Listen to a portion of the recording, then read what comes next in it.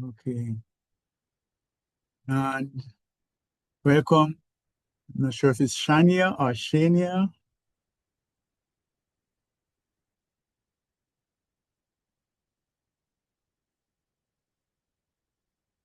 Okay.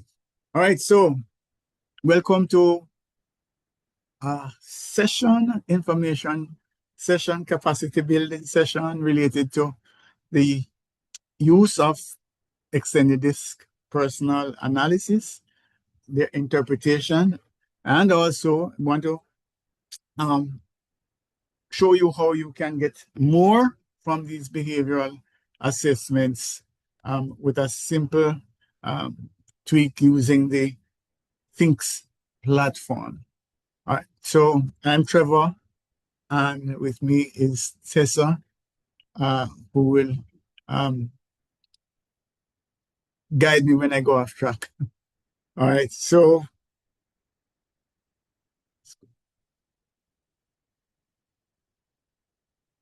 there is this whole question of behavioral assessments.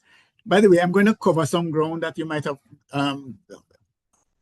passed through, etc. So I'm going to go at a little faster clip than if you were totally green.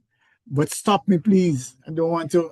The foundations are always critical because people have questions that they challenge the whole concept of behavioral assessment. So I really do want to ensure that some of this ground information is um, embedded in our users as well. So um, the concept goes back to Carl Jung over 100 years now, right? And basically, what Jung did, the work he did, was to say, if we look at how people respond to life's unfolding events, how we look at when things are happening, how we respond, you can classify those responses into four groups. You never ever said that there are only four types of people, all right, or four types of behavior. He just says that you can classify how we respond.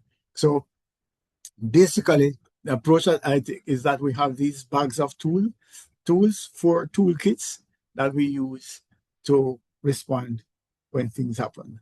So that is our mindset, philosophy, if you want to call it that, or worldview. All of those words would cover what Jung was trying to look at. And the key, though, is that all of us, at some point in time, go into one of the four toolkits. And many behaviors in the tool kit, and we will talk about what are those four big bags of tools, of behavioral tools, and what the assessment is about now. When we get to looking at the assessment, basically, it's like these shows, these Kardashian type shows where they have the video on you and real life, whatever it is. So that's the idea. That's what the assessment does. The assessment says, I've watched Trevor go into the toolkits, and he has a preference for going into D or I or S or C more than the others, or he doesn't seem to like to go into C. So that's the concept. And then when we look at the roles now, the job that we have, we are saying, well, if we could create somebody to do this role, we would prefer this person to be comfortable using DISRC. So, for example, if this is a major HIV clinic or some big assessment that it must get it right, you would prefer the person to have more C style than I style, for example, right? So that's the idea. The war going on now in Iran, etc. You would want the sergeant majors, people leading the thing, to be more D style than S style. So that's basically what it is. So the jobs have a behavioral style, and you would want the person who is going to fill that role to um, have a style that's not uncomfortable with the desired style. Does it say that the person can't do the job? No, it does not. And so we don't never ever rule out. But we would prefer, other things being equal, that the individual who is filling the role, it requires less energy. And that's what we use. We use the term less energy, more energy. Go ahead, Simone. Thank you, Trevor. You know, I smiled a while ago when you said like the war going on now, you'd probably need more D persons. And what it also brought to mind is the importance of having the makeup of teams in such a very deliberate way with the different styles. Because then it seems as if they have too many D's now and sending home all of the S persons, right? And it's killing them. So that's what came to mind, the importance of having or understanding who is on the team. And probably we don't need everybody with D on the team. We need some S's to balance them out. Well, Simone, this is the deepest thought. This is what I'm saying to myself that, oh my gosh. And when you have the D style in charge with no restraints, Yes. restraints, man can just get up and just Yes. mash up the world Yes. because he has the power. Yeah, that's true. So yeah, balance of the teams. I'm gonna squeeze in some of that as well in terms of how we can use the platform because this thing is, I must tell you, confess up front. And I'm glad that we're not face to face. Somebody can throw stones. You guys are not maximizing the use of the tool. All right. And I'm not putting extra work, but I'm going to just squeeze in somewhere that quickly and easily you can get a lot more from your investment in the tool. But don't let's go there now. All right. So basically, the theory then is this 4-quadrant model, and you will see other 4-quadrant models apart from DISC. Myers-Briggs is probably the most famous one because why? Because Myers-Briggs gave away assessments to a lot of cohorts of HR persons. So that's basically how Myers-Briggs got it. So that's the thinking, feeling arrangement. All right, so let's go forward. So this is the 4-quadrant model. This is the thinking, feeling, sensing, Myers-Briggs approach. And then if you overlay that with the DISC framework, you have dominance on the top right, which is, well, we'll talk about that. And then influence. That's where you get the DISC, dominance, influence, steadiness, and this is our inherited PowerPoint. I prefer to put compliance, which is not compliance, conscientiousness, because Jung's theory about the C style is more than compliance. So conscientiousness is what he used, and I prefer to say that. So just a word here. So this is extended this diamond, and what is important about the diamond. And when we talk about the diamond, if I could find my cursor, it would help. All right, so the diamond, right, okay, it is. The diamond is the stuff inside here, right? So this is a diamond. And it's very, very important to understand how it works because each spot on this diamond gives you a completely different report, etc. Right. So understanding the 4 quadrants. So at the top, if you look at the half, at the top is distance, logic, or simply task orientation. So at the top is the people who fall in this quadrant, think task first, get the job done first. The people who fall into this part of the quadrant, of the 4 quadrants, think people first, right? The people who are on the right side are more outgoing, want to influence things, want to have a lot of activity. The people on the left side want to be left alone.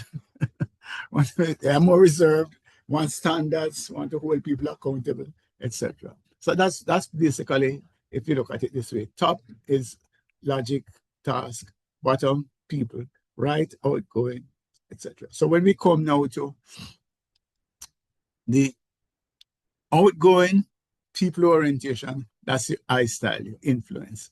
All right, so let me just quickly explain what the diamond indicates. All right, so at the outside would be pure. You're not going to have any pure I though. No report is going to come up. But you could have an I with primary I with secondary D, You could have primary I with secondary S, and that's how it goes around. So this would be like two primary preferences. The next row speaks to three three things above the middle line. You get there when we talk about the middle line. So this could be CDI and DIS, DCS. These things matter, because whereas you might have a CD and then the person has the I in there, that could make a difference in terms of how the behavior manifests itself. All right. So it's important then to understand when we're looking at the profiles later on, whether there are three or whether there are only one, two, so we have one. This one here now is significant. Those that are opposite, right? So you have IC. So this person has a preference for I style, but the secondary preference is for C.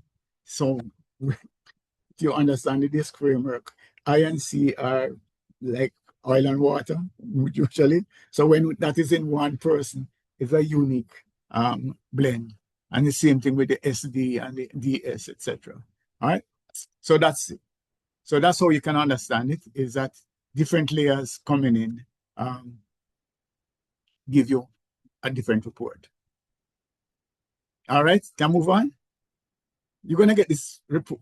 Not only are you going to get the recording, but I'm going to send you this analysis as well, this PowerPoint. Okay, so some things. And it's important when we're using it to send the right message. I have people, even now, people that thought that the report meant that, okay, this is a cross on it, a label on your forehead, and never take it off because that is who you are. That's not the message.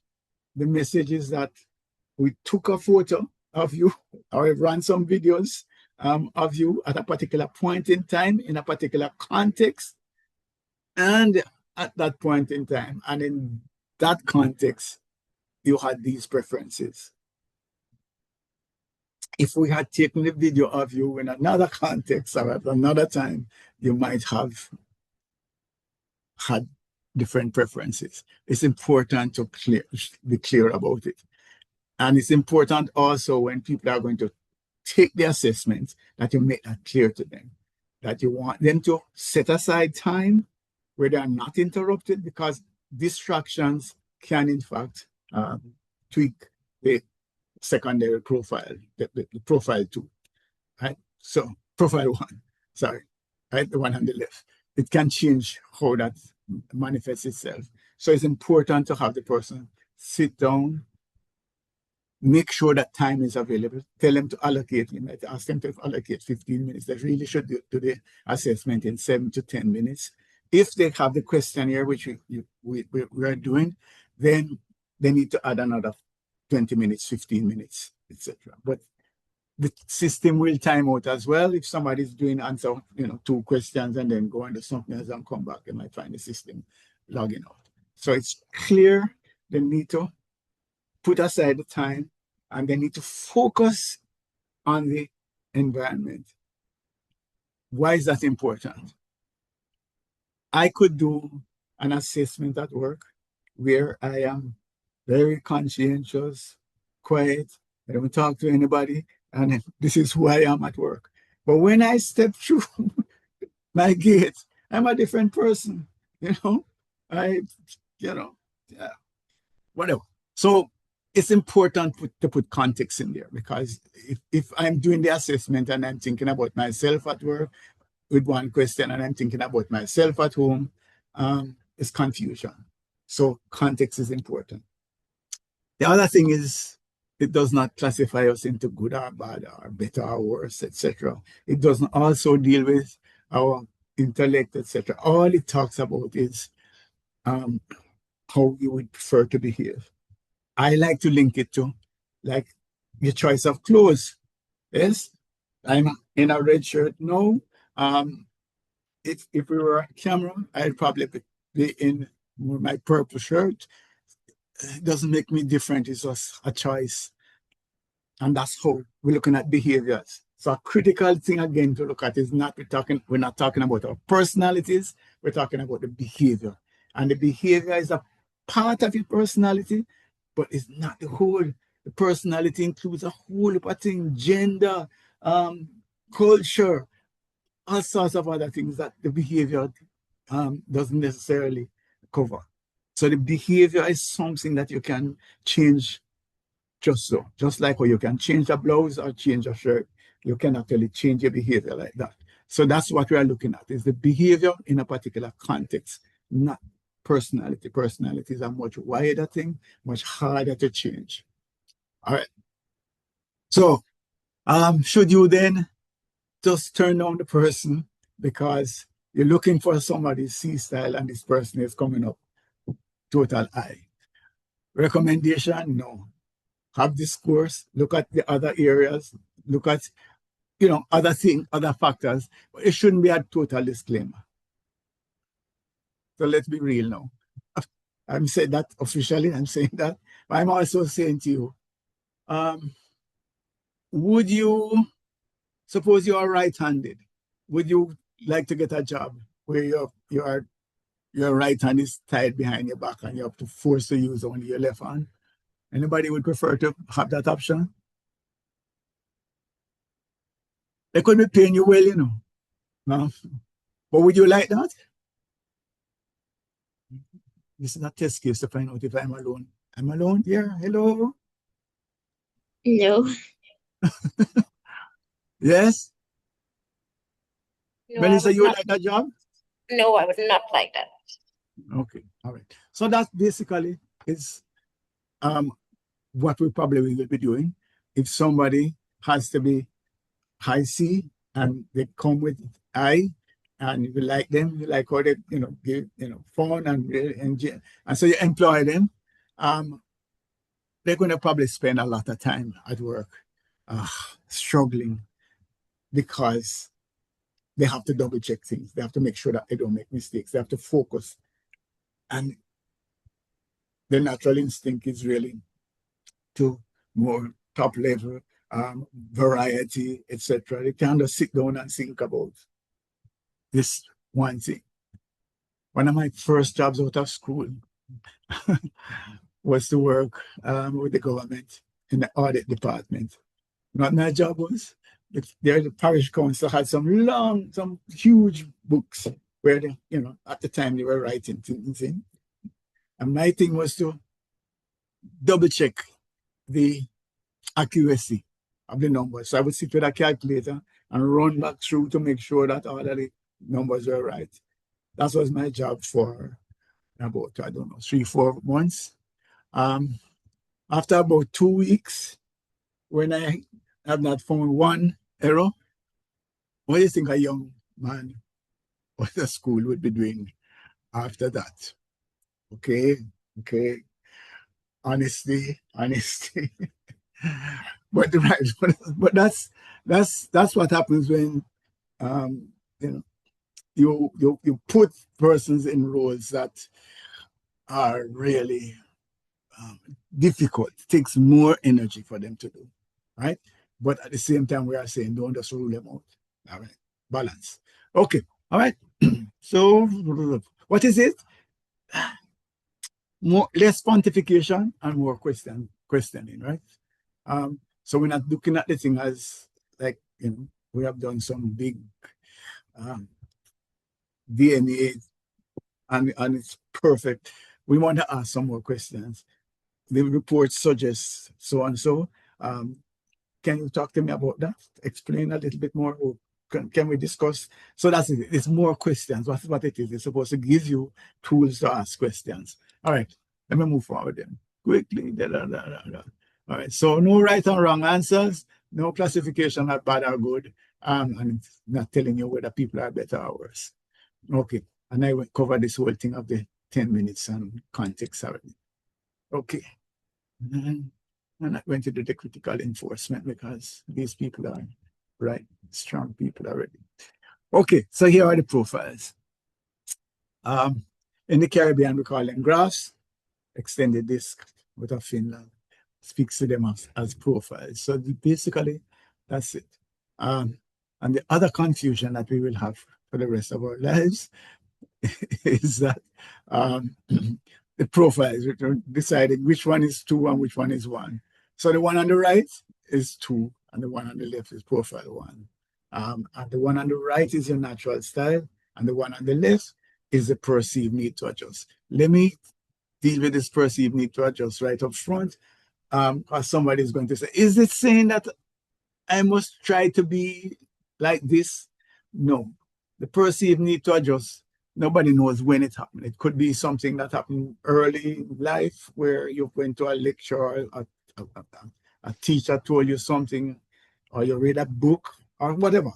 Or it could be also now in the environment that you decide that, okay, the culture is like this. So we don't know when that perceived need to adjust, but there is a difference. The report, the analysis picks up a difference between your natural style. What is my natural style? Sometimes, and you're going to get pushback on this, many people forget their natural style, especially if their perceived need to adjust is significantly different. They don't remember this person and they will actually fight you to say, this is not who I am, because they aspire to be on the left. Yeah.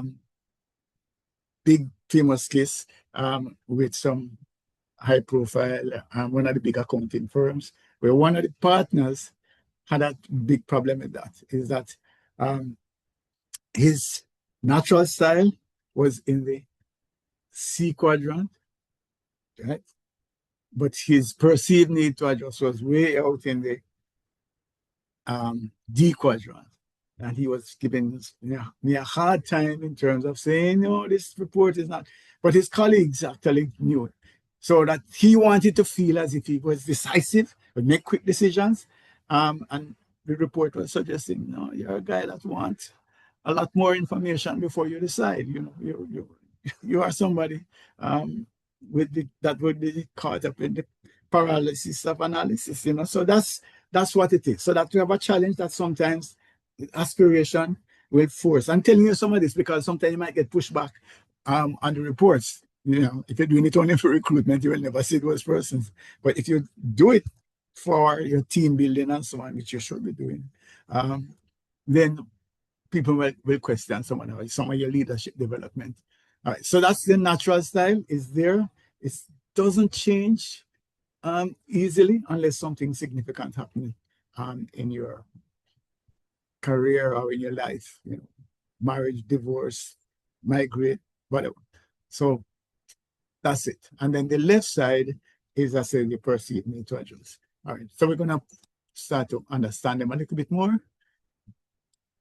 All right, yeah. So the right side basically is the real person. That's what you really want to look at. Who is this person at the core?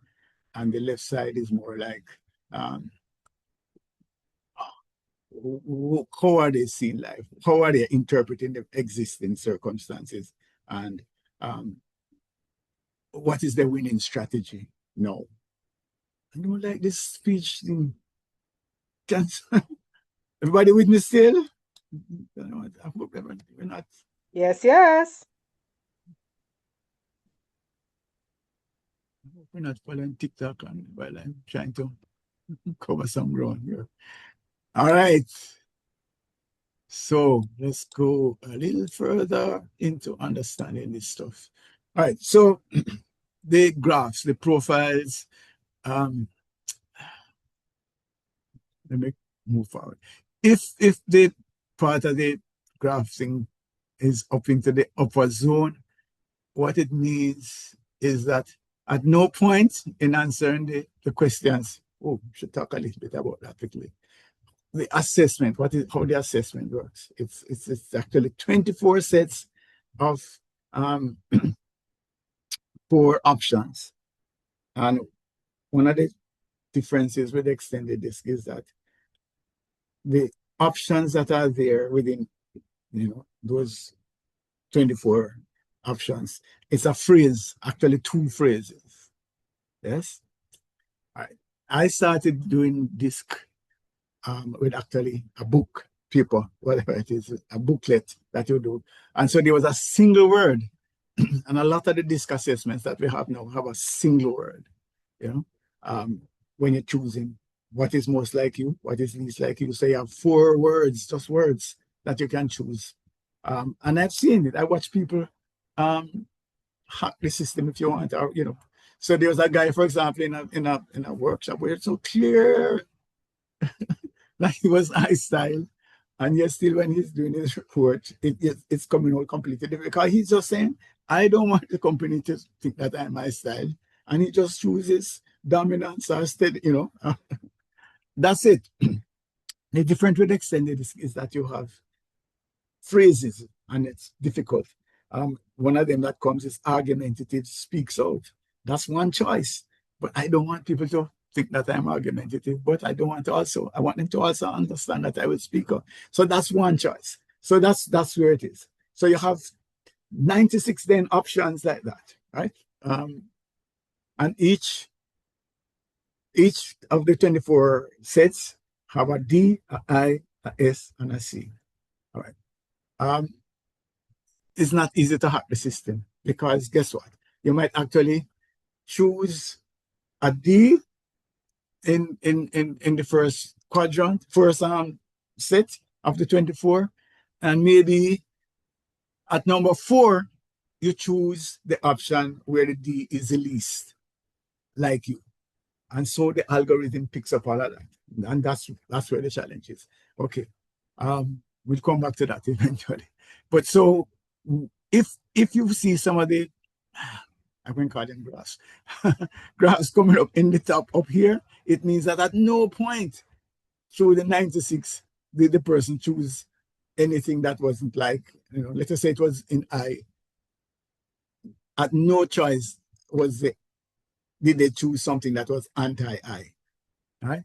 So that's it. So you could actually know that this person is a true I. Go ahead, question here. No, it's saying very interesting. Okay. All right. And so it goes above, you know, this is your normal zone, blah, blah, blah, blah, blah. Neutral zone, that's where your problem is now. All right. The algorithm picks up the level of consistency with your answers. As we mentioned, if you choose D as your most here, and it's somewhere down you're choosing it as your least, or you're not choosing it at all, the system is wondering what's going on with you. And if your answers are sufficiently inconsistent, then you're going to land up here in the neutral zone because the system is going to say, I can't tell you anything about this person. And you actually get an invalid report. So I'm going way ahead of myself, but it's easier for me to explain it here a little bit first. All right. So one of the things that we will learn as we go forward now is the size and shape of the graph is critical in terms of using the assessment. All right. And there are a number of options whereby we must be very, very careful that we don't just say, okay, the D is, you know, the person is a D, when really and truly it's just barely the D, just barely creeping up outside of the neutral zone. Be careful because you need to have confidence in the report because you're doing things with it. You know, probably employ somebody or not employ somebody. So you need to be there. And sometimes you might have to say to the person, it's best to get the report over. And in many instances, you are forced to because your system will actually say, I'm not giving you a report because I can't, the answers are too inconsistent for us to give you a report. Okay. Trevor, have you noticed that if there's a difference between over the years, and I mean, I don't know, yes, well, you spoke earlier about, you know, while personality is part of it, is really behaviors. Is there a difference in surveys between a male and a female? Not really. Not really. Okay. I don't think so.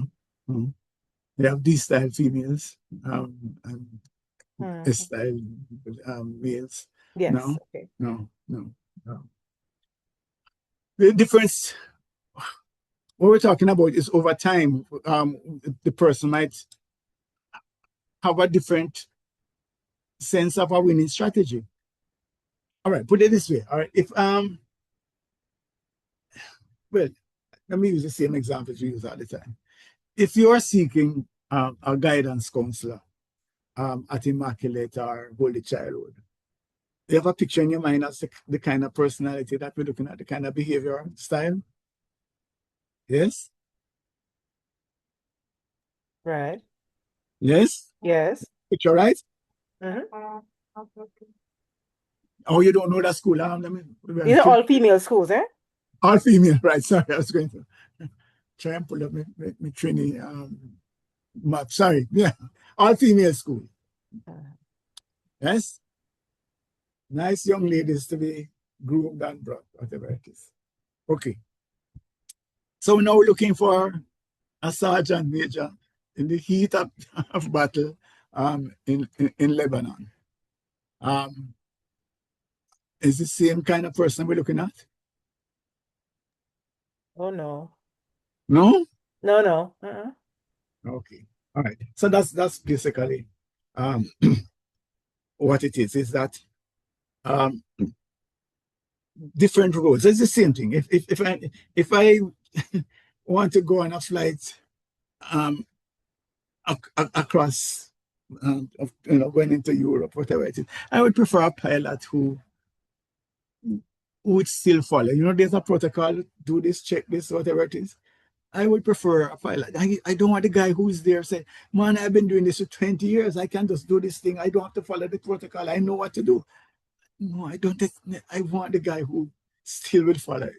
So that's what I'm saying. So there are certain rules that have certain behavioral styles around them. And if I'm applying for a job, if I'm applying for a job like in the telecoms area, where a CEO don't last very long, uh, I want to come across as a disruptor. I would never want them to think that, I'm going to just be there for consensus building and what. No, I want them to think that I'm coming to kick out the competitors' teeth, and I'm kind of this. Yeah. So even in the interview, I'm giving that impression that I am, you know. So that's what I'm saying. Is your winning strategy? What is your winning strategy? And that winning strategy tends to come up in you. If it is not part of your natural who you are, it will show up in your profile one. Yeah. So that's the idea. All right. But show that. This is okay. All right. So profile two, as it says here, is your natural response to the stimuli, and profile one is the idea of in this environment, I think this is what I want to do. Here's the line that is critical. You have to look at the shape, the size, and the position of the graph. Later on, I'll show you some of them. The bigger the size is, the more consistent the response is, and the more you can give them trust. Once the size starts to shrink, it's not as reliable as a fuller thing. The other thing would be if the profiles, the preferences are significantly different in profile two and profile one. Again, caution, ask some more questions, try to find out some more. All right. So those are the keys. And the profile one is only used in relation to profile two. So you want to talk about the changes. You shouldn't just look at profile one by itself. Covering a lot of ground, but you can ask the questions and you'll get this as well. All right. So let's go down there and start to look at some other ones. Okay. So if we look at this, for example, So this person, natural style, everybody would know, it would be SCI, right? The I is above the midline, right? So this person has a profile. Remember when we look at the diamond, we saw some of them with the three. So it Yeah. would be SCI. So that's what you would say. This is the person's behavioral style, SCI. And significant would be that they're not comfortable, right? When they're going into the kits, they're going to go into S most of the time. They're going to C. Every now and then they're going to go into I, but boy, you rarely see them going to D, right? So if D is significant in terms of performance on the job, you have to be careful then that this person might require more energy in order to deliver. All right, so that's one thing. So here are some important things now, which is why sessions like this is important. When we look at the S, remember the S style is up here, way up actually in the thing, which means that at no point in time did they find an answer that is unlike S, anti-S. Well, look at this. The S is pushed down. That's a question for you to raise, right? Something is going on here. That's different. And you notice that the I has gone up. So questions need to be asked. I don't know whether the interview panel gets these things, whatever it is, but some questions need to be asked then as to what's happening, what's the perception, why, because S, we get to it a little later, S is a barometer of what's going on with the person, right? And so when you submerge S, it's a sign that something has happened. We need to explain it and understand it better. All right. So it could be in a situation like this, that the environment requires them to be more outgoing. They might get a job as something else, whatever it is, and they realize now that they have to be the engager. They might have to be the MC for everything or whatever it is, but that's not them. They would prefer to really be in a corner by themselves. So those are some of the things that you have to answer or ask about, find out why this is happening. But it's not just to ignore them. Right? Okay. Explain the percentages. The percentages are at the bottom of the thing. Right? And it just gives you the percentages. So you can just look at it quickly if you don't want to interpret the graph, or if you want to, do like spreadsheets and send out stuff, you could actually look at it and to say, okay, fine. These are the ones above the line, and these are the things up below the line. The above the line is what you would like to be manifested when you see the person in action. The below the line would be what you don't expect to see, right? So these are toolkits that are rarely entered into. That's the bottom line. The top line are the toolkits that are accessed all the time. I cannot feel that I'm giving you a mouthful quickly. Is this all right? I'm over there. Anybody wants to stop and ask some more questions? This is critical, for you to feel comfortable using the tool, etc. We're good? I'm good. I have a question just for clarification. So Okay. are we in our perceived most of the time or in our natural? Sorry, say that again. So you broke up for one part of your sentence. Go ahead. I'm sorry. So are we in our perceived most of the time or in our natural style? A question. I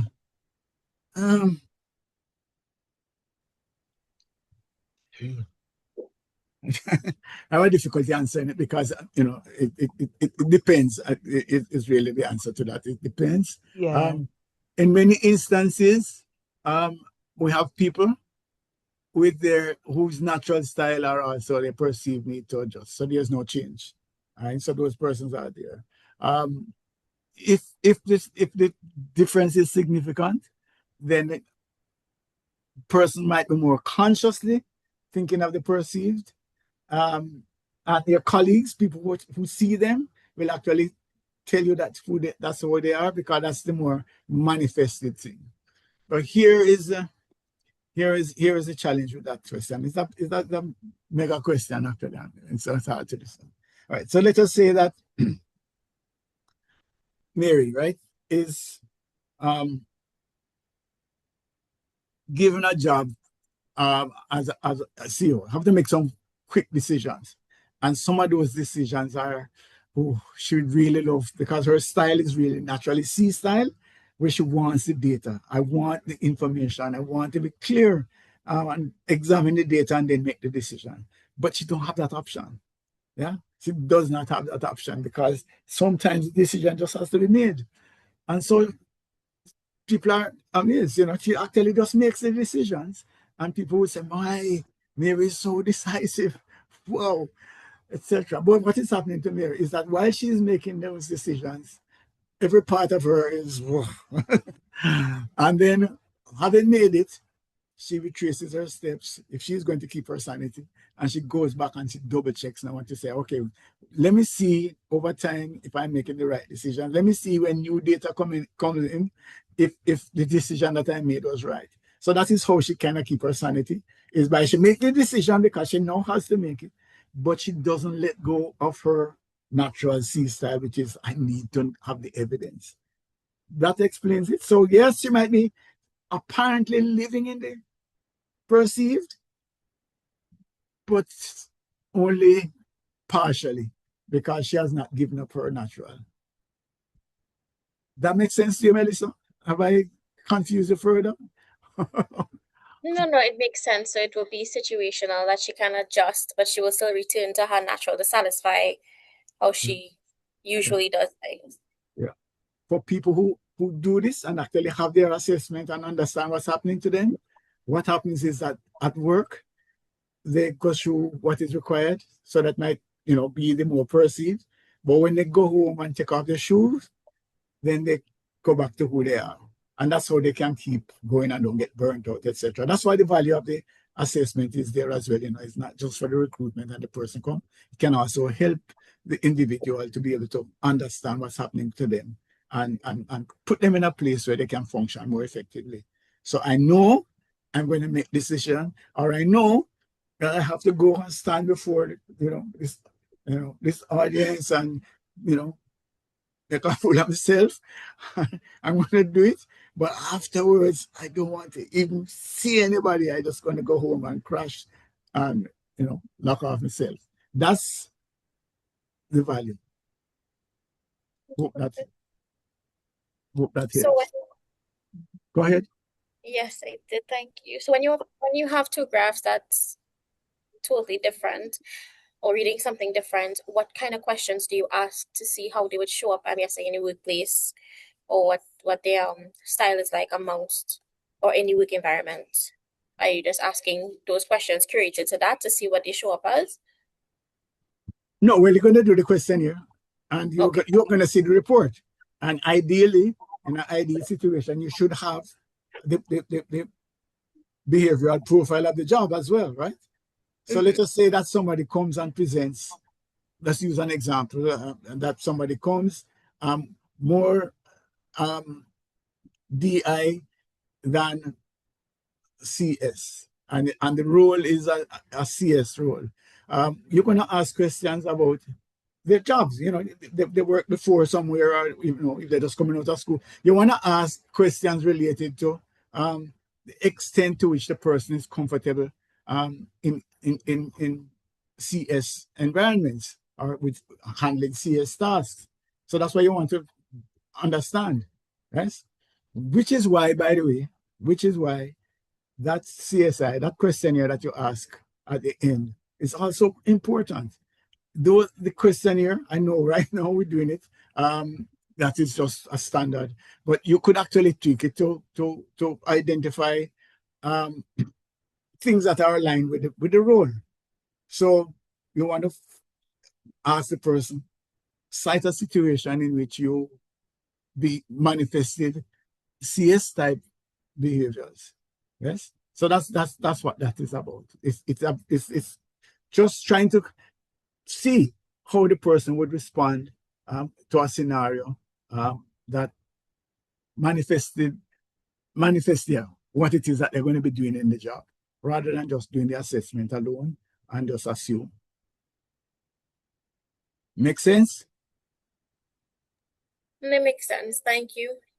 All right. So yeah. So the panel, people that are interviewing, need to understand the construct, they understand the behavior, this whole behavioral analysis, and to look at the profiles and to look at the job and to probe further then to see if the person is not aligned. Could they be a fit? Could they be a fit? Because in this life now where disruption is important, maybe you do want somebody who is not fully aligned, who might change around the job. But you do need to ask questions. You know, Trevor, I was thinking to myself that this is very interesting because generally in talent and even in learning and development, we have been looking at the individual's natural style only. And now to understand that you also have to be looking at the perceived style is very enlightening because we never really, pinpoint that or realize that from the beginning. Yeah. Okay. Thank you, Sandy. Yeah, it's very important actually, because people change in terms of how they behave in a particular environment, and do it well. Yeah. So you can actually do it. There's another powerful, yeah, believe me, there's another powerful thing that's there, especially if you are going to use it in teams. What that profile one does for you, when we look at the extended this diamond, and there's an arrow, that points from the person's natural style to the person's perceived need to adjust.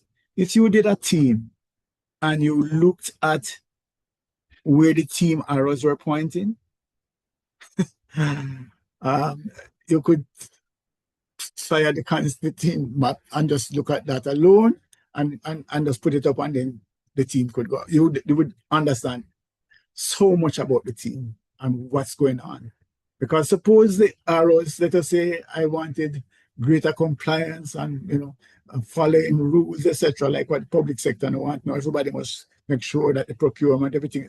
Suppose the arrows were pointing towards D, towards I, and away from C. Clear message would come to me that the culture that you are seeking to build, the messaging is wrong, because people are not buying into it. People are moving in the opposite direction to where you want them to go.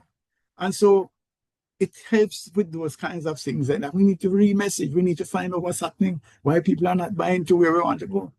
And it tells you how to lead a team like that then. If the arrows are all over the place, you need to know that your messages need to be different. So those are some of the things that I'm encouraging. MMB, you're my star customer. Go beyond just the recruitment and use this stuff in your team and in your leadership development. Believe me, it's magical. Magical. All right. All right. Okay, good. That message was brought to you by Successful People Academy. So, levels of interpretation. Let's go.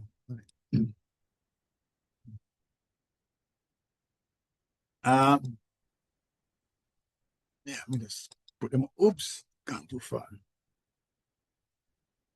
All right. So, as we indicated earlier, right up at the top, you can see that this is a C style individual. And then the next one would be C, S, D. My mouse can take a walk.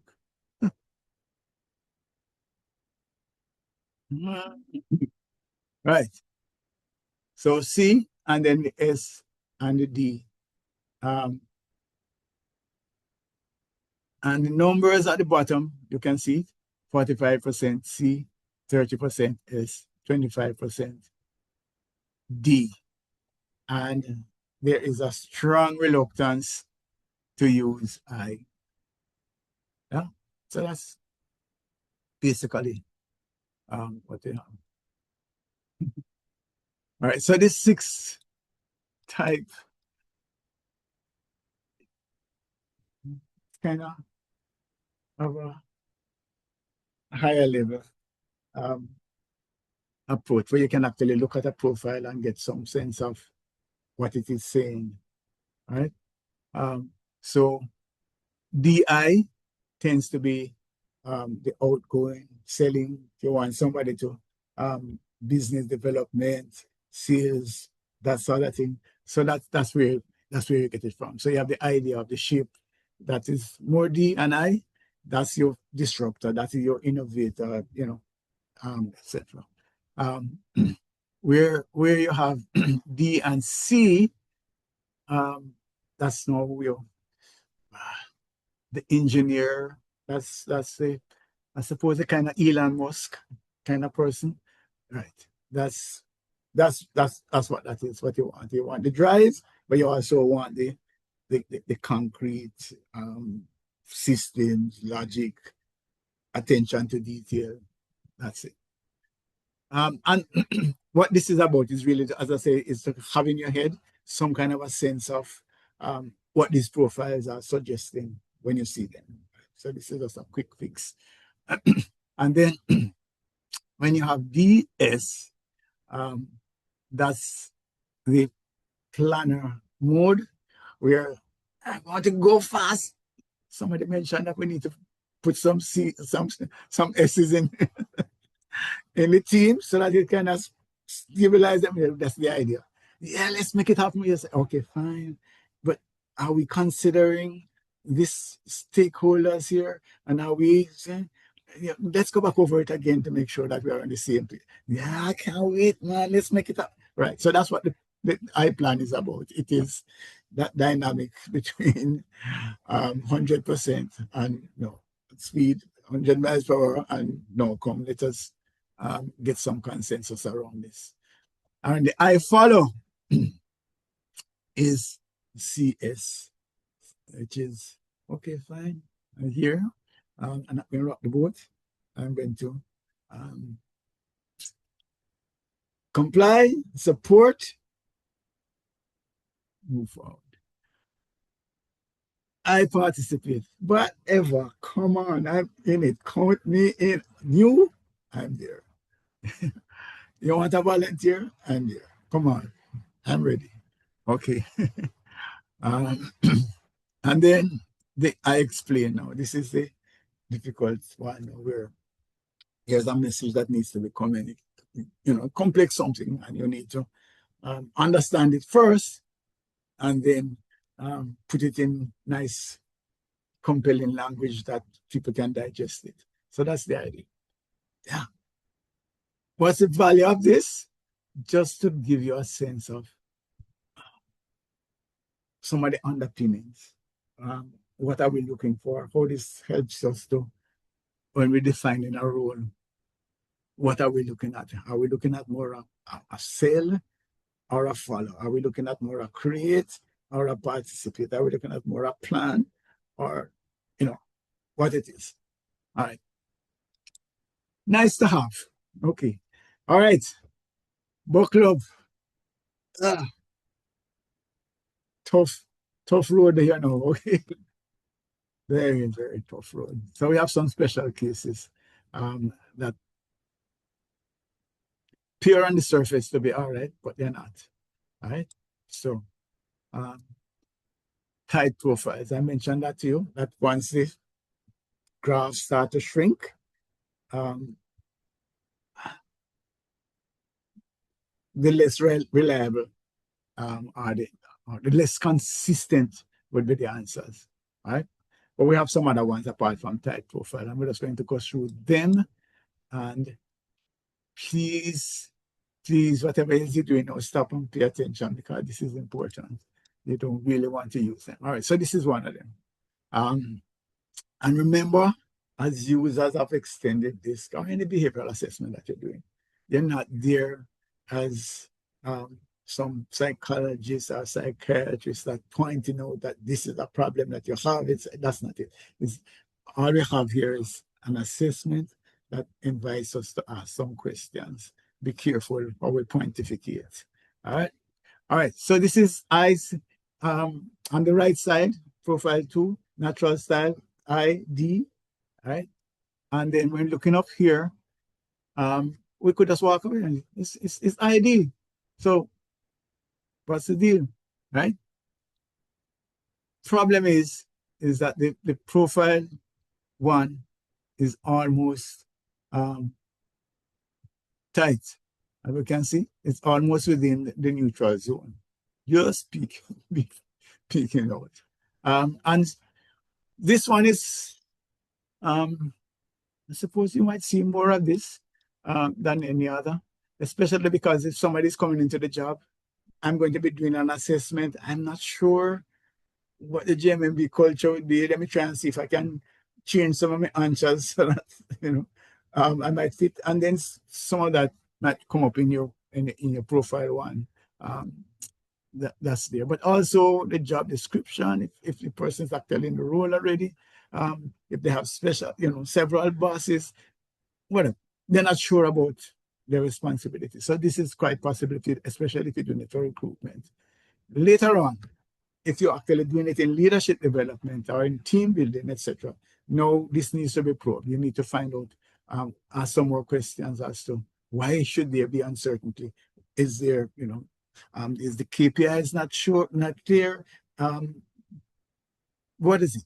Why is this person getting mixed signals as to what it is? How can we settle them in the role now? So leaders. So the leaders, another stone thrown here, is that the leader should actually get the person's report to be able to help them. So that's another matter. Okay. So the leader should have this and be able to say, hey, what's going on here with Trevor? Let me try and see if we can sort this out and understand. Help them to get to a place where there is clarity. All right. So that's a type profile 1. You still get a report. Right. So I think that I've explained that. Okay. Type profile 2. Yeah, it's a harder one. Yeah. Very hard because this then runs into the first thing that will come to your mind. I'm putting myself back now early when this used to happen, is that I think that the person is trying to trick the system, and therefore this is what is happening, is that they're trying to create a profile that's to me. But it might not be that. It might be much deeper actually. I'm thinking of a particular situation, because normally now the thing would be to ask the person to do the assessment again within specific conditions. When I say to them, I want you to do the report again, I want you to make sure that they are not interrupted, that you are by yourself, that you're focusing. It could be that if they actually were focusing on the job, you might ask them to focus on a particular part of the job so that you get some more clarity. I remember doing that. And the second report, second analysis came with this guy, with the same almost tight. If it is tight, by the way, you won't get a report, right? So it's almost ones like this, you would get it. So I thought that I could talk with him, about what was going on. And what came out is that it says that I don't know what to do at all as to where I want to go, what it is I want to do, or anything. I'm totally not sure that he used the word confused, but that was the impression that you got. It was that, and it was a context. I suppose some of it might be that they had colleagues that had died and so on. So he just never had any kind of a map in his mind as to a future plan. Is that a good candidate for employment? Maybe. I don't know. But there are questions like that. But so I'm saying some of this is deeper. You have to be very careful then. Yeah. In there. But also, if the person fear the future, fear that they're going to get fired, fear, have had some major sickness, whatever. Those things can really seriously impact the report. Here is a question. If you look at this and then you see the big profile on the side and the profile one shape is pretty much similar to the profile two, I would still suggest that you do repeat the report. But if it came back out and it's similar to this, then other things being equal, yeah, you could actually look at it and look at that. Maybe ID would be the behavioral profile of the individual. But this is, hopefully you don't see many of these or any of these, because this goes deeper, because this is who the real person is inside. Yeah. Question about that? Anybody has seen any of these? Not in recent times from me, Trevor. Okay. All right. I suspect that you're going to start to see somebody soon. Because yeah, know that you have brought it to our attention and it's fresh in our mind, for sure. Yeah, but not only that, but life has become very, very difficult to understand, I could see a young person having a real challenge understanding what's going on around you. Okay. So the type profile too, yeah. All sorts of factors like that, that divorce or risk of this or rumors that they're going to sell the business and the business is going down, all sorts of that. That is assuming again that the person is working. It's when they come in for job interview coming from outside, some of the history might be there then also. Have they been through X number of jobs before or whatever? Why did they leave the last job? Is there some kind of betrayal? All of that. So big questions to be asked. Both profiles tight. Right off the bat. Suggest that we do them over.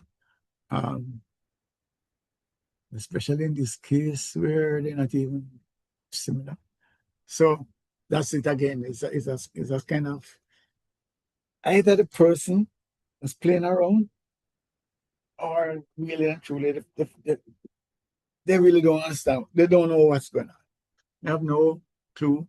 I don't why they're applying for the job in the first place, because I don't know. Yeah, that's a profile that's challenging. Here's a big question. But I suppose you have a license, so it don't really matter. The question is, do you want to invest then in asking this person? I would suggest that if you look at the CVs and look at whatever it is, then fine, yeah, maybe you want to invest in a potentially good client, but you want to know some more before you just use this report as the guide. All right. So I think I've covered this. All right, shifting. These are a little bit harder to identify or to work with. But this is where, like, the entire profile, the entire graph, like, is above the midline. Yeah. See? The whole thing, nothing below, etc. Be very careful with these things, right? So in your mind, you might be thinking this, but this is a suggestion. If I look at this, it's a suggestion. I'm saying, what's happening to this person? This person feels as if they have to be all things to all persons, or I want to do things that I'm not aligned to. Yeah. So they want me to prepare bills that's, don't include no GCT and, whatever it is, and, call it at this. Whatever it is that they're asking me to do, this is not me. I don't want to do this. And so that's one of the messages that you could get from this. But again, this thing is not a situation where it could be definitive to say, okay, this person thinks that whatever, have integrity problems or have, but it's just questions to ask. All right. And when both of them are up now, right, this is another, and sometimes you see this with the overachievers, by the way. Yeah. People that are burned in the midnight, oil, burning, but I'm not that is the candle, both ends. These are people that are so whatever. Sometimes you can get a report like this, that they're going through some major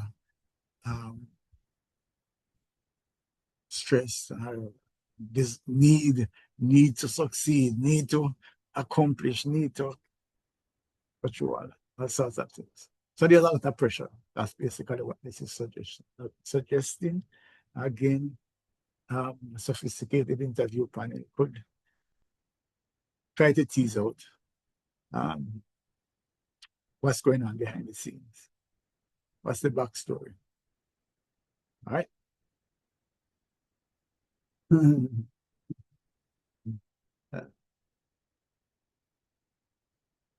I just pray that you don't see any of these? Especially if it's somebody that is employed already. Yeah, okay. So yeah, again, this one is not the person's fault. It's just that something is going on that they're not aligned with. And it's not open. It's not something that is obvious. So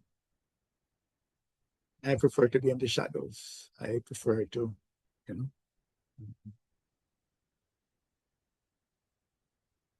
it could also be lack of self-confidence. And that this is my style. I'm not so sure whether that is an acceptable style for this job, if I'm applying for the job. So therefore, I'm not sure I'm answering this question. Suppose I choose the D and they don't want a D. So maybe let me choose something else, whatever. And the algorithm can pick up all of that to see that there's not a forthright, open response to the questions. Oh.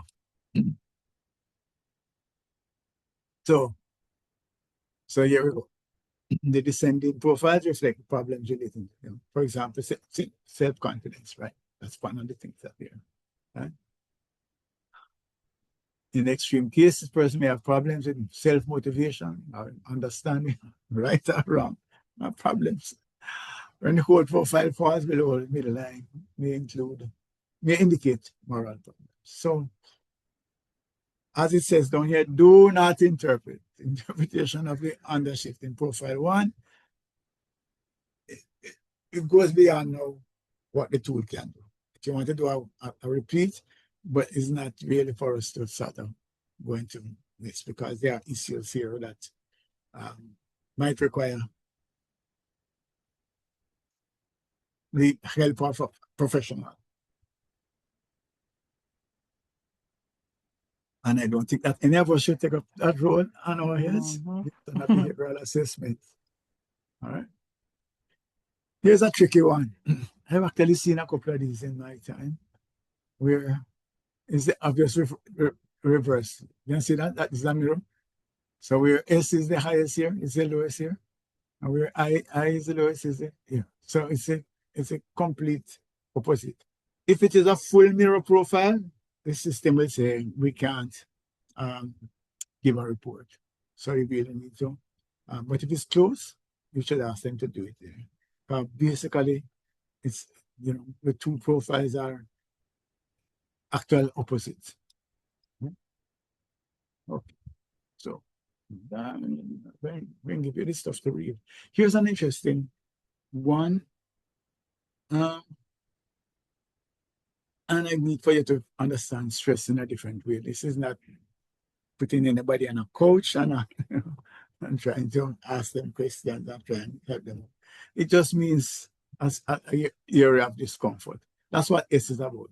If we understand the behavioral styles, you guys should go like a workshop, where we talk about the styles and how to identify them and how to work with them and so on. Yeah, at some point in time, that would help. So the S style, as we understand it, is where the make of human kindness flow. This is the self-sacrificial. This is where kindness, I will, do everything for you, I will, whatever it is. And also, this is the era in which there's supposed to be calm and peace and forgiveness and all of that, love, whatever. Yeah. So this is my steady space. This is my safe space. This is my peace of mind space. So when this is my primary tool, my preference, and it's pushed down below the line, the midline, it suggests discomfort. It's like we had a team and everybody was getting along wonderfully well, we cooperate, and I look to see whose role is what. Everybody was jumping, etc. And then we get a D-style manager who just come and if you may just chaos after this, here it is that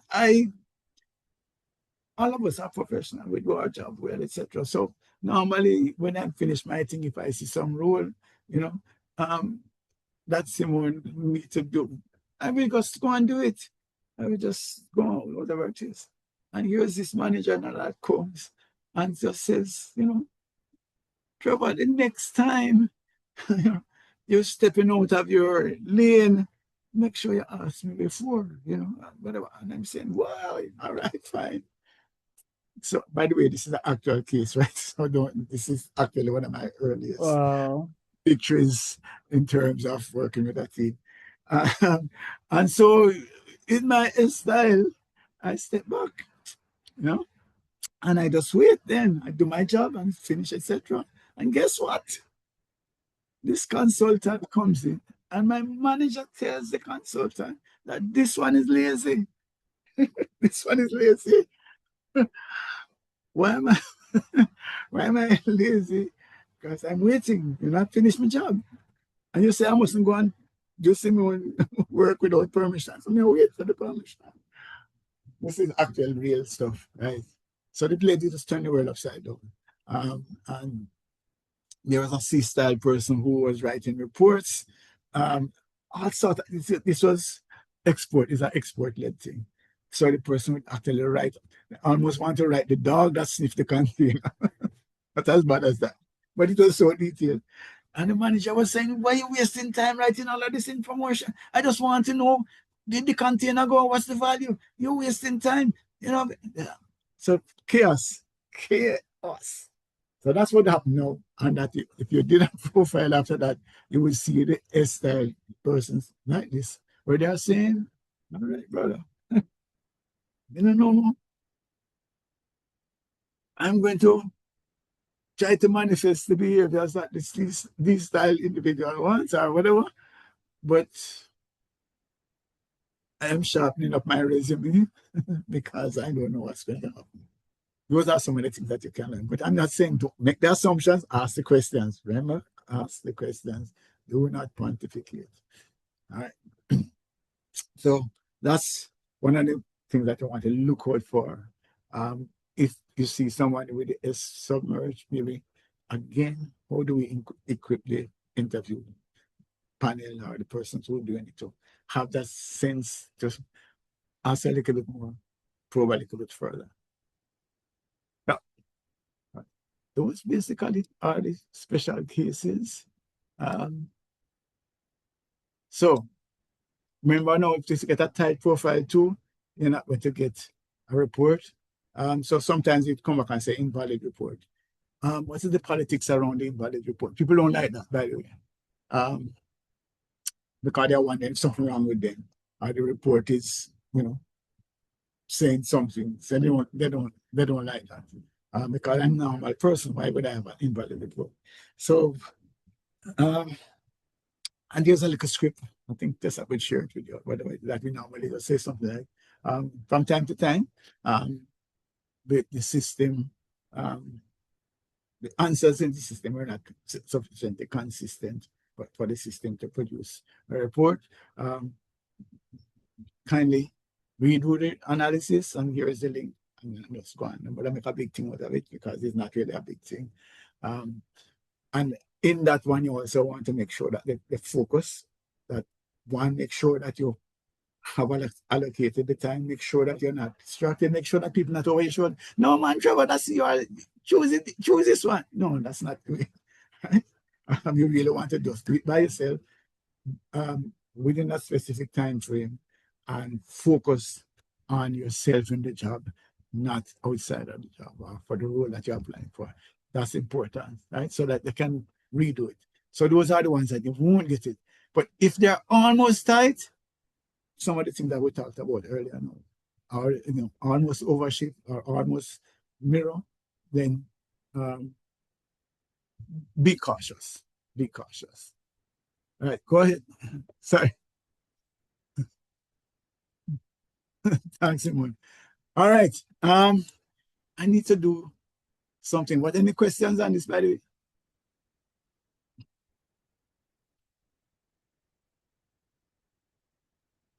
Come, guys, talk to me. We need to hear some questions. But I want to go into the teams, Questions, comments, and not going forward without questions. Trevor, the only question I have, and I know I've been talking a lot, right? So I know you want to hear from other persons as well. But it has to do with, I mean, at JMB, we don't use just one tool in doing, assessments of clients, of candidates. And so I wondered, with some of the things that we would have seen here, I'm sure it would pop up, whether in the face-to-face interview or with any of the other assessments that we do. Wouldn't they usually show up in those things as well? They should. They should. They should. All right. One second. The real value that I see in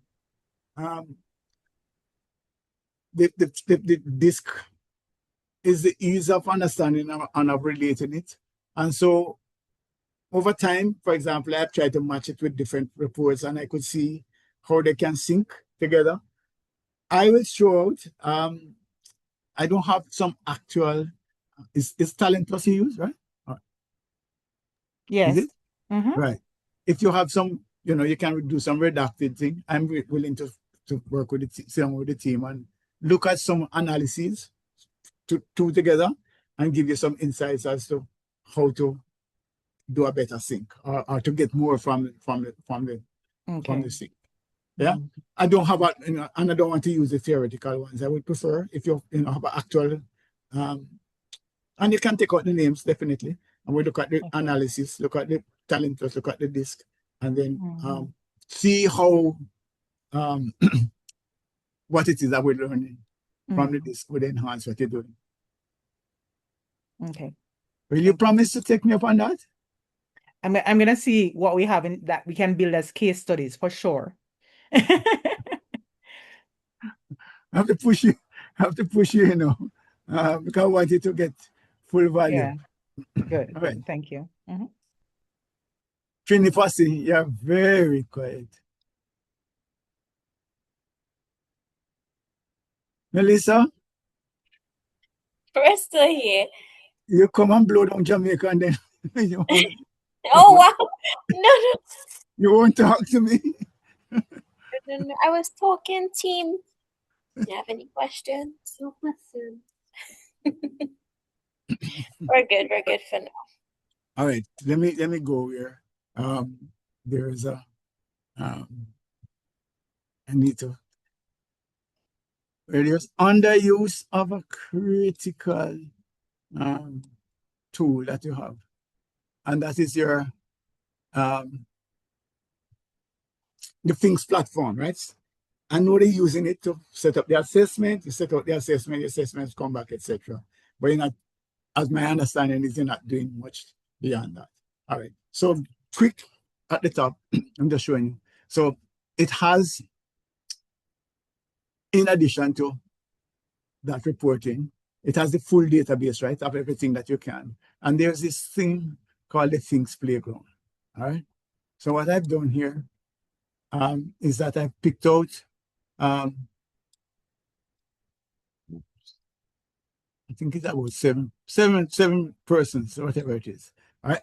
So these are candidates. Let us say this is a role that persons have applied for. We have the job templates that is what you're using anyway. So we could actually go to a job template. So let us say we're looking at an accountant, a chief accountant. All right. So right away, you see that is 2 clicks, by the way. I'm just there, click the persons, put them in, and I click the job template, and I'm comparing all the candidates.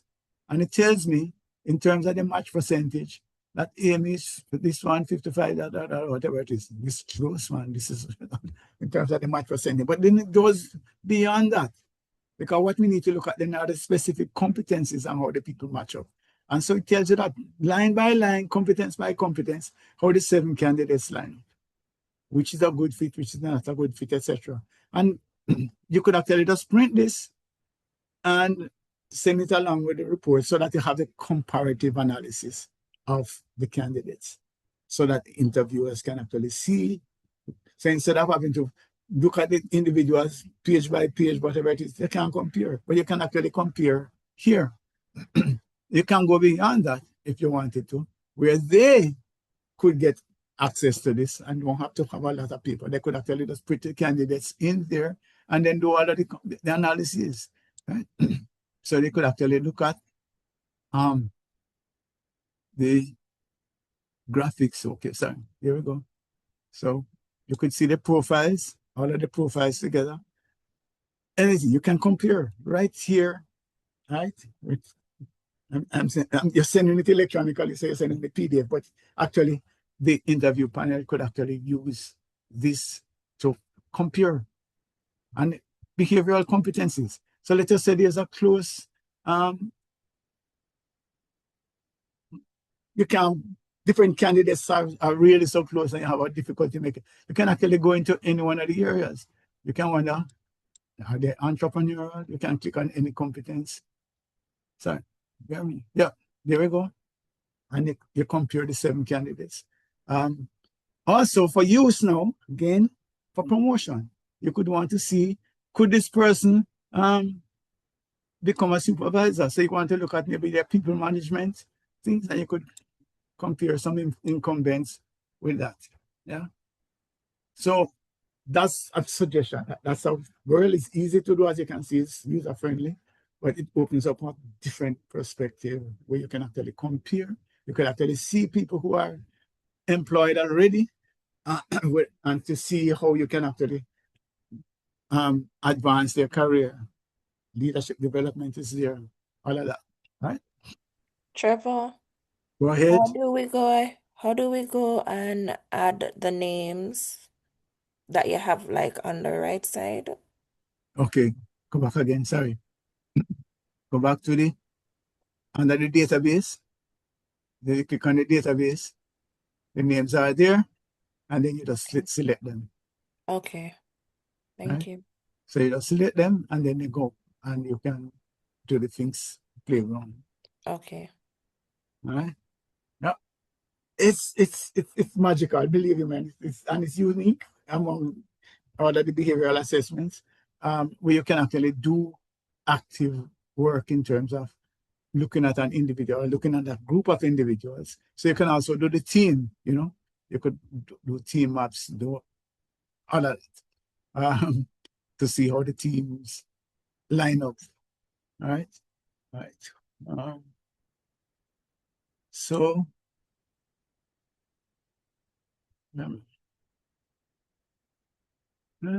oh, sorry, I deselected this. Sorry. Okay, so this is the team. You can see where they are. And I wanted to show you this. I don't know. Right. Remember we tell you about the back of the arrow as a natural style and the tip of the arrow as the profile one. So this is it. So if you have a team like this, some of the arrows are pointing to D. Yes, 3 of them going to D. This one going to C. These are going to I. Yeah, team leader could look at this and ask questions as to how. This definitely would be an outgoing. The team focus on being more outgoing, innovative, creative, etc. So maybe this would be a team that could survive well in this current environment. Yeah, only one person here is looking towards being more compliance, more structure, more system, etc. So yeah, so this is could be a good team for it. So that's the kind of decision that you could make in terms of your team maps. All right. We're Trevor, simply, yes, go ahead. after we're finished, we can, or can you look on my profile because I just went on the database and I'm not seeing anybody popping up or anything like that. So at the end, maybe we can go through one-on-one if possible. When you say your profile, you mean you're extending this? No, so I went on the FinxS platform and signed in, and I'm not seeing anything. When I went on the database tab and then I think I tapped benchmarks, I'm not seeing No, any. not benchmark, database. And then So when I tap on database, nothing comes up. click on individuals. Click on database, look at individuals. And Same, then there's no individuals popping up either. Unless I can I have to share? add Can them. I allow you to share screen? Sure. And then Okay. I can also check the access. So I will look at it and see if you have all of the rights. I'll check on Right. it So now as I well. do the same for Jaya because that was our understanding of the platform that we're unable to do anything on it. Or yeah, that's mine and Jaya's understanding. So now that we're seeing this, we now know that we actually can go ahead and do stuff from it. We weren't using it at all. Ooh. Okay. All right. So yeah. Go ahead and share screen. It says that the host is Yeah. Let me stop. Let's stop, man. Yeah, you can go now.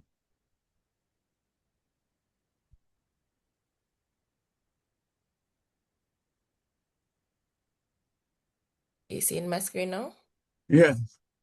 So go to database, Wait, individuals. you have to accept the agreement first, please. Oh, okay. I don't know where did that come from? Oh, where was that? Oh. So here, this is how it looks for me. All right. Oh, you don't have anybody in Let me the check. No, and even when we're sending our assessments, we send it from the email. I'm just now realizing that we can actually send it from here. Did not know that either. Yeah. Ding ding. You don't, you don't have anybody in your in the database. You're checking permissions then, Kesa. What you should. Yes, I am. Okay. Melissa, you have access on your team?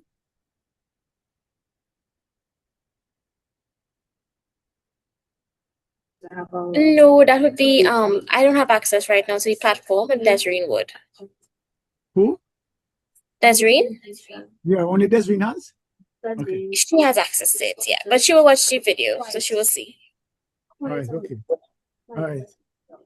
When she watches, if she's not able to do what I'm talking about, let her reach out to me and I will just do a one-on-one with her as well. No problem, will do. Yeah, because this is magical and it saves a whole lot of time and give you tons more information than you could ever get anywhere else. Yeah. I'm gonna go ahead and stop sharing now. Yeah. Okay. Yeah. Sorry.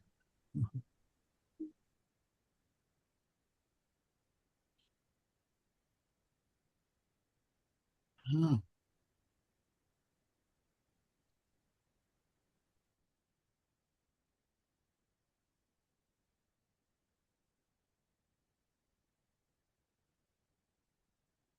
And this is where, by the way, you would also be able to prepare your reports, adjust the reports if you want to, you know. So that's another time we can work it out, etc. And you know, I don't know if you do 360 assessments, that's there. All sorts of surveys can be done as well. Under your same license, not another cent is required to do all of that. So you could do climate surveys, you can do 360 assessments. There's a reasoning analysis for some of your more technical areas. You might want to look at your reasoning analysis. You need to set up another time to talk about that. But for today, the key is being able to quickly set up teams and be able to use the playground to really compare them against any competence. And we have hundreds of behavioral competencies, literally hundreds of behavioral competencies. So for any role you want, you can check them. If you're setting up a project team, you can decide how they want to work on a project.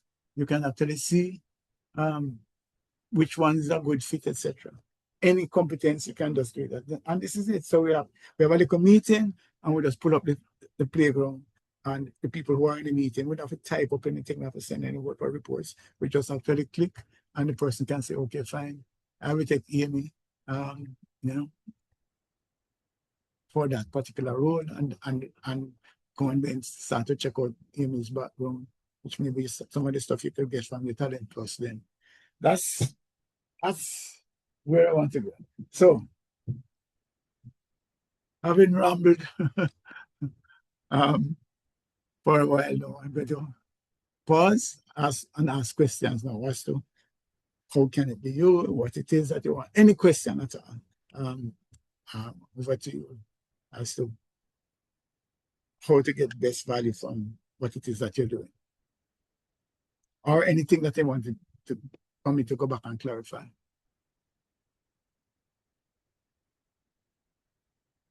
Don't be shy. We're all right. We're a family.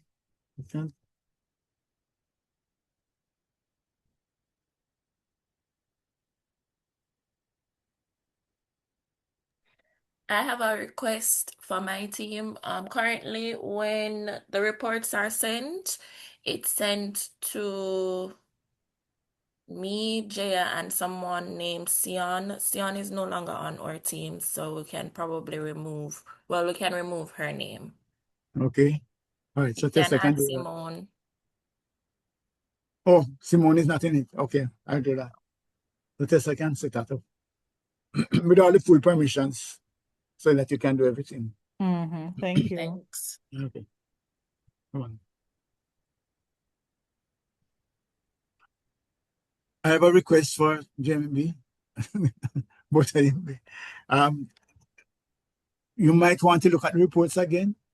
But those were done. Oh, we sat down with, there was someone, what's the name again, Tessa? That came in and we did the job description type things and fix up the reports. But that's long before COVID. It's just like, I don't know. It's a long time ago. Right.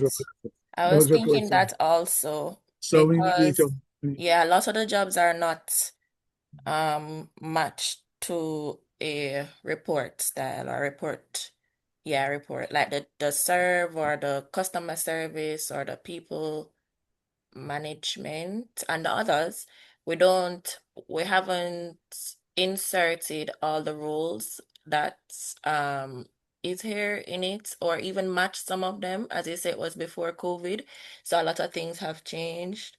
So yeah, that's something we can also look at. Yeah. Yeah, I want you to get good value. So yeah, I've been thinking about it and I'm just saying, yeah, time that we need to look back at it again and just update. Um, so when we did it, I don't think that the competency library was as um, developed as it is now. So again, we can look back at it and see what competencies that you want, etc. And that's yeah, so that you get good value. So that's another thing then that we can set a time and we can actually show you when how to go about it. You might, I don't know how you went to it, but you might want to have somebody subject matter experts, like if somebody's leading a particular role, what are the keys there? As against just thinking through it yourself, etc. So that's something that we could look at as well. Not to mention the possibility of using AI to help shape some of the competencies as well. So yeah, that's what to do. All right. Any questions? Any other questions? Our comments, our requests?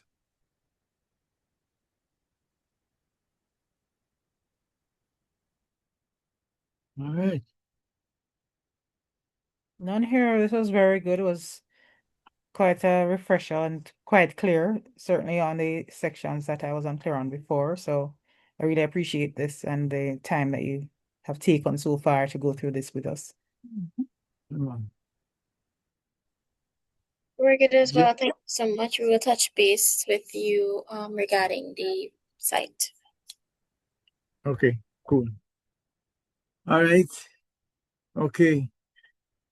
JMB is dear to my heart, one of the early people. And I like how they manage the people management side of JMB. So I always wanted to make sure that we support that process and keep you ahead of the pack in terms of what it is that you're doing.